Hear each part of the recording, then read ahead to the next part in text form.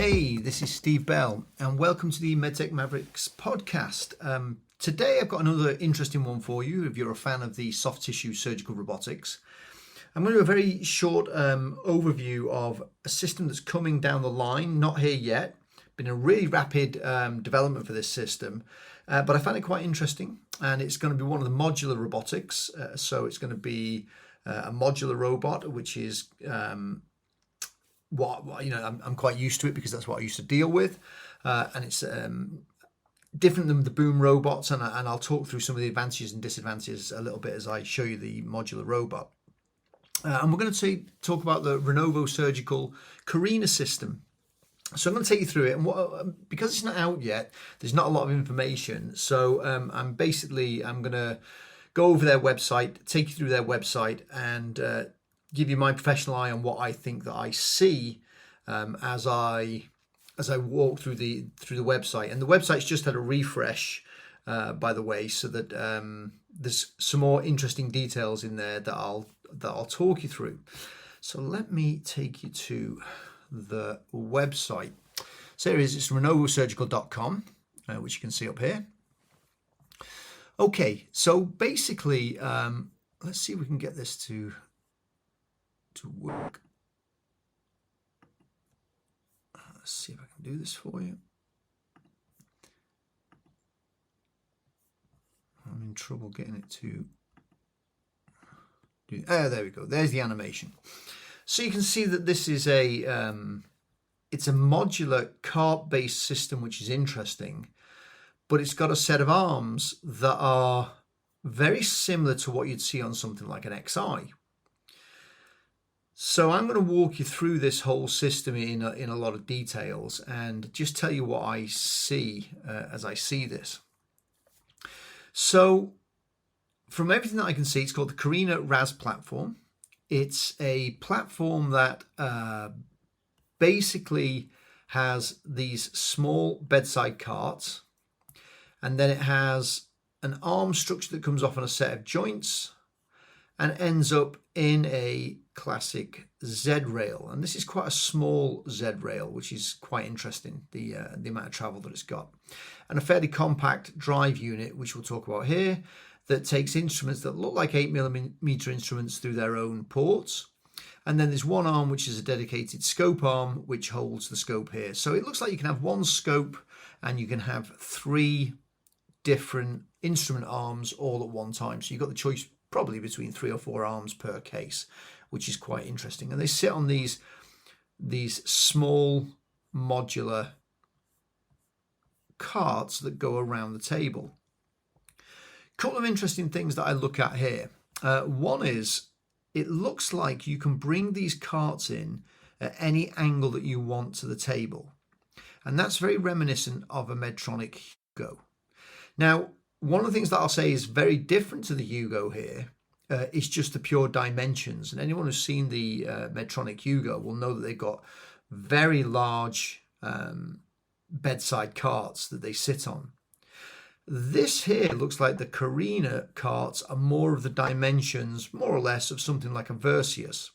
So you've basically got this small, compact bedside unit, and on each one is the arm that comes off with its different joints, and then a Zed Rail at the end. And I'll talk a little bit more at the end about the Zed Rail, because I think there's some things that are good about a Zed Rail, and there's some things that are going to be challenging about a Zed Rail around a bed like this on a modular system.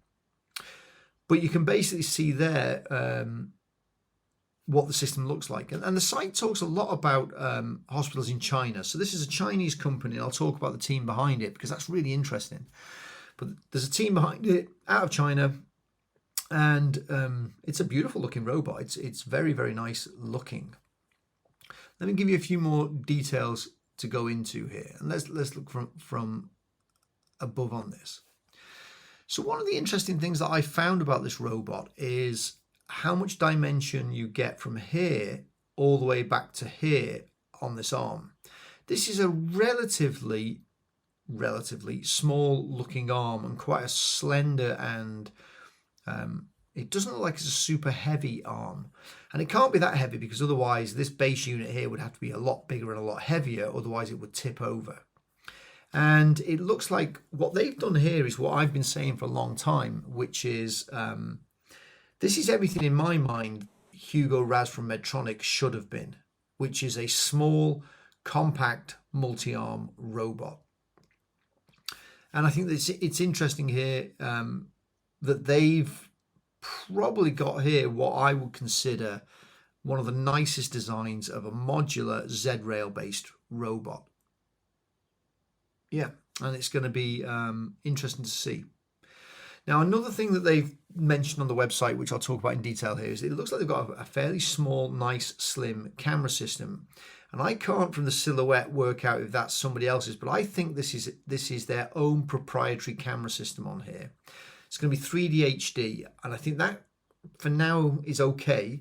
But I think in the next 12 months, we're going to see a rapid move to 4K systems. They talk about the fact that they've got integrated fluorescence. They don't say whether that's the standard black and white fluorescence or whether, and I can't imagine they've not done this because it's the new norm that's coming. They've gone to the full colour fluorescence, which means you can see all the anatomy in full colour and you can superimpose the green or the blue or whatever colour you choose on top when you look at the ICG. ICG, indocyanine in green, that's what you inject. It's a dye, it fluoresces under infrared light. And basically you can look at things like where the cystic duct is. You can look at things where there's different anatomical structures or blood flow where the ICG is illuminated and shows up. And it shows here that they've got that. It says here clearly that they've got the 3D HD laparoscopic vision system, and it's going to be the first that's going to have integrated fluorescence. And what's very interesting is that you look at the next bit, and then they've got patient-specific 3D reconstruction of preoperative imaging. So they're not giving too many hints away here, but it looks like within their console system, you are going to be able to get if you take a 3D MRI scan and you can 3D reconstruct that and show the model within the vision system. And what that means is that, let's say you're looking for a tumor in a structure, it'll be able to show you where that tumor is, or if there's key blood vessels you want to avoid, you'll be able to see those in the 3D reconstruction. And what that will do is allow you to, as you're operating, navigate a little bit better to avoid those structures or to find the structures if you're trying to find the structures. So I think this could be quite interesting. They're not coming out with a basic imaging system. They're coming out with 3D HD, with fluorescence and with 3D reconstruction of preoperative imaging. So that's going to be, relative to today, a fairly advanced imaging system. So let me go a little bit deeper into some of the things here that I've seen. So one of the things you can see here, and I don't know if I can zoom this in on it, there we go, is that the Zed Rail attaches to the port in a very similar fashion to an Intuitive. You have a black band marker, so it looks like they've gone for the classic remote center, which is, well known, works well. And from what I can see here, these are fully wristed instruments, so that's good. And if you look at the interface here, I saw an old image where they have basically 5 drive wheels. So basically this is the top of the instrument, it slides out. You slide the instrument out, you slide it in through the port, and it connects here. And these drive mechanisms here, and if you were looking down on this face down, it'd be 1, 2, 3, 4, 5 are little drive wheels, and that gives you pitch, yaw, rotation, and it will also give the ability to drive things like stapling in the future, because you'll have another drive mechanism in there. So you have 5 drive wheels in there that will be able to drive the instruments for articulation, wristing, because it looks like a true wristed instrument, and you'd be able to drive a drive pack for something like a stapler. So it looks like they're building this ready for the future. And you can see here that on the Zed Rail, you can see this is where it goes up and down. It's called a Zed Rail because this is basically how you control the Z axis of the instrument. So you control X and Y using the arm, and then you use the Z axis to take the depth of how much this instrument goes in. Interesting little side note here, in case you hadn't noticed, that looks there like it's a 30-degree down scope. So yeah, quite interesting to see that there. Let's zoom out a little bit and see if I can show you some more features of this. Let's go back to the beginning page here, and I'll show you some features here that I saw when I was looking at this. So it looks like it's got light bands here, which is one of the ways you're going to be able to see if the arm's active. And you've got 3 button interfaces here. They have done very, very quick development of this. So basically, I don't know if I can make this go in the way that I want it to go. Let me try this again. No, I can't seem to make that go the way that I want it to go. There we go. But what they've done is they've already got between 219 and 224. They've already got this from 219 to 224. They've got this already into clinicals, so they're actually doing clinical cases now, which is quite impressive, really. Some big investors behind them. Lily Asian Ventures. They've got a lot of other Asian funds behind them. That's a lot of money behind them. And then what we're going to do is we're going to go into some of the news in a minute. But you can see that they're already in the clinical environment there. And it's nice. I mean, look, that system is nice. It's small. It's not coming from the head. It's not massive and taking over the whole operating room. And in their news articles, there's a couple of really nice images of this that I'll show you in a minute. So let me move quickly to some news articles, and there's reasons that I want to show this. So here you can see again the small modular. It is really small, and it looks like it's really a nice industrial design, and the whole size of the system looks good and small. I wanted to go and show you into some of the news articles, because you've got a couple of big names that are working with him. So you got Milani here from Brazil. And then you've got Paradavilla, who's a massive name in the world of surgical robotics. And they've been on it. They've been on the system. And there are some images in here. You can see, again, really good human dimensions of this. Numbered arms. And it's not too massively imposing around the bedside. But what I would want to point is that this suffers the problem of all Zed Rail systems, which is the way that these things work is that they work around a remote center, and they've mentioned this is the outside with the instrument that goes down. To move the instrument inside, the whole arm moves outside. And when you've got 2 close together, you can very easily end up with clash. And that's one of the big problems of Zed Rail systems, and then becomes an even bigger problem when you mount them onto carts. So I don't know if they're going to develop any collision software avoidance. If the carts know where each other are, then they could potentially do that. But if not, that would be my one prediction of what they'll have to deal with, either as engineers or a software team, is how do you make sure that this thing doesn't end up with a lot of clash. And again, if you see that compared to a lot of the other systems out there, you'll see that that is a very small, neat and compact modular system. I think it looks really, really nice. Okay. Now, there was somewhere on the site, and I'll see if I can try and find it for you. You can actually see the console. Where was the console? Let me try and find that for you. It could be on here. So let me go back to here. Right. You can see that. Very simple controls.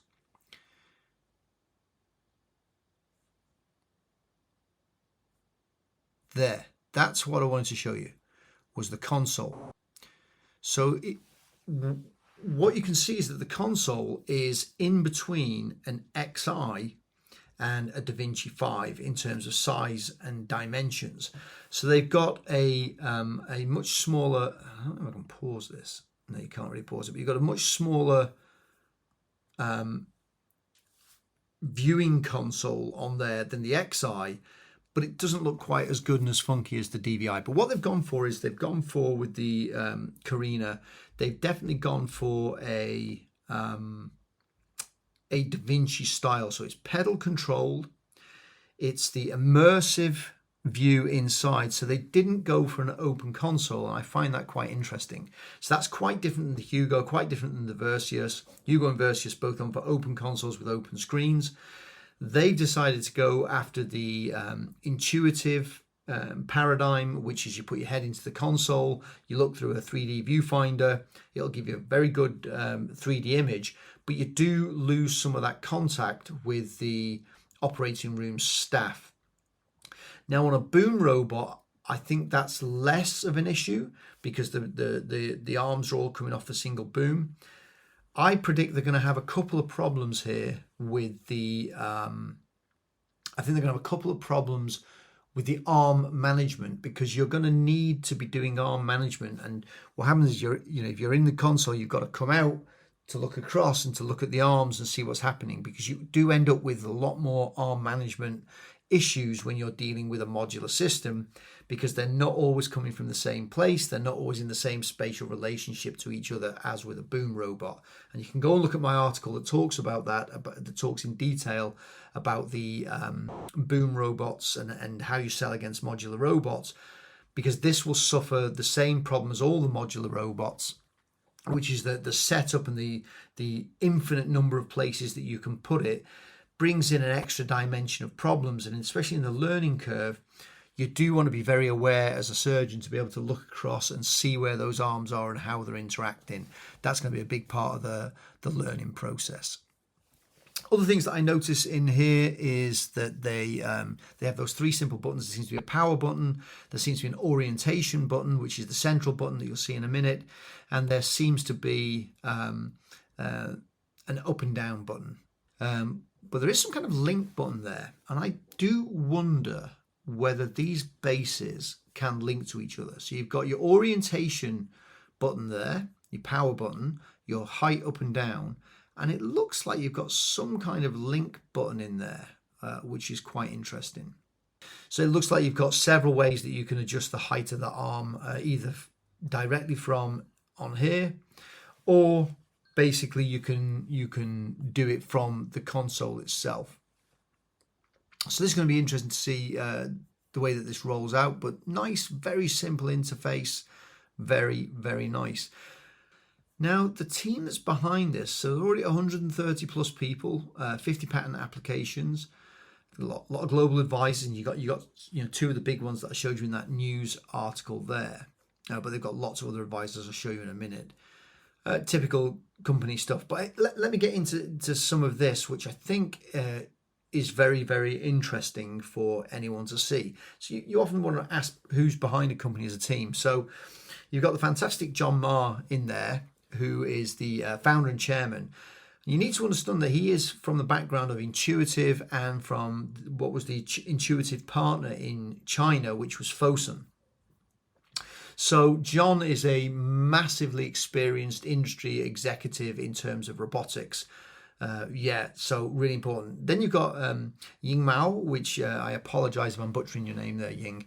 But he's the CTO. Now look at that pedigree there, J&J Oris. So this is a person who's really understands the world of robotics.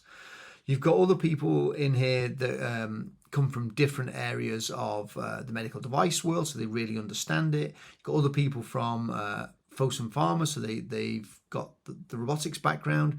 You've got pure robotics in here from KUKA Robotics, which is really, really important. And then you've got an expert in imaging that's in there, and that's why I think they've got a good focus on their imaging, why they've developed their own imaging system. Then, if you look at the advisory board, you've got some of the former VPs of R&D from J&J Oris, founding teams at Intuitive, so big heavy hitters with David there. You've got Chris, who's again VP of Engineering, comes out of J&J's Ethicon unit and Intuitive, so understanding the whole laparoscopic field there and the Intuitive field. And then again, you've got another VP of Engineering who comes out of J&J's Oris side of things, side of the house. So this team will have understood deeply the problems that J&J will have had with their system. and I can't help but think, and again, I'm just speculating here, this is pure speculation by me because I have no inside information, that they saw the table mounting of the Verb stroke Auris systems, and like many companies before them will have understood the challenges of arm management and patient workflow when you put it on the bed. And I think that that's why they've gone to the bedside cart mounted, as a lot of other people have done throughout history, and successfully have got them on bedside carts so that you can get them the right distance away from the bed, but also bring them in close when you need to. And that's really important in arm management to avoid clashes. Then, of course, you've got a lot of different experts here from first clinical experts, clinical advisory board, and you've got a lot out of China. But there are two very important names here that jumped out at me when I looked at their site, which is the name of Vip Patel, who anyone who knows surgical robotics knows that he is one of the top urologists in the world, probably maybe still the biggest Da Vinci user ever. And then you've got Eduardo Paradavilla, who is another massive user of Intuitive. They will be able to give incredibly good insights into the use of this into urology and into general surgery. But knowing Vip and having worked also in labs with Eduardo in the past, they've got incredible knowledge of how the engineering works. Both of them, they understand what the system needs to do for it to be successful. So I think that the team behind this, I just think it's a completely massive, solid team, and full credit to John for pulling this team together. I think it's a really impressive team. So do I think it's going to work? Yes. Have they already started into clinicals? Yes. And you can go and look on their site and some of the news articles here that they've already actually started doing some of the multi-center clinical trials. So they've done that. I think they're going to start in China, and then they're eventually going to work their way out through Asia and then come to Europe. If I was sitting there as one of the other players, would I be worried about this? So let me give you a little bit of my insight on that. I think it's a competitor to all of the modular robots, of course. And I think that it's going to be the biggest company that this is going to impact is Medtronic. I think if you've got a choice of this or you've got a choice of the Hugo, I think most people are going to say, if I'm going to have a Zed Rail mounted modular robot, then I'm going to go for the Carina because it's small and compact and in there. I think it goes head to head directly with Versius, but they're two different paradigms. One's a VRIS system versus a Zed Rail system, and that'll come down to, again, how, do people want more of a laparoscopic approach or do they want more of a robotic feel? It will, of course, compete with some of the boom robots like Medicoroid, Intuitive, Da Vinci 5. It'll compete with all of those as well. So I think this is a very interesting entrant into the market that's coming in the next couple of years. And again, hats off to John and the Ronovo team. It looks beautiful. I apologise to all of you that this is probably a bit of a scatterbrained podcast today. But I was asked multiple times, what do you think of Ronovo? What do you think of Ronovo? And as they recently updated their website and gave a few more insights into this, and now at least I can say for sure that it's an Intuitive style console and not an open console, I thought I'd give a brief intro and an update to it. And if you haven't seen this before, then it's really worth one to watch. And I wish John and the team all the luck in the world with this. And I'm going to watch this, and I'll try and get John on one of my podcasts and his actual real opinion on this. So so that's it for the podcast for today. I hope that's been useful. I hope that's been interesting, and I look forward to catching you again as we talk about more on soft tissue surgical robotics on the MedTech Mavericks podcast. Thanks a lot. Bye-bye.